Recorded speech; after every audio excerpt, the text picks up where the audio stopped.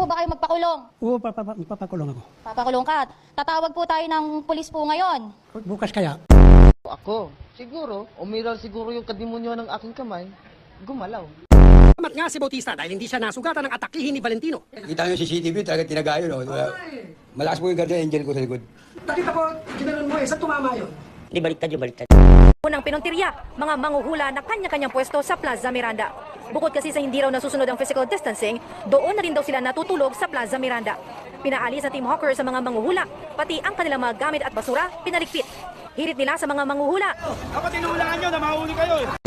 Di nyo po na itatanong, kami po, hindi lang po kami entertainer talaga. Totoo yan? Doon sa Cebu po, isa po akong abogado doon. Ikaw abogado ka? O, abogado po Maraming ako. lawyer dito. O, abogado ako. Abogado ka? Lahat ng mga kliyente ko po, pinapangakuan ko po. Paano? Na kapag sila talo, tapos ako yung abogado, magpapakulong ako. Yun. Oh, kanina may tumawag, isang kliyente ko doon sa Cebu. Oh. Oh, pero ibinigay ko sa ibang abogado. Bakit?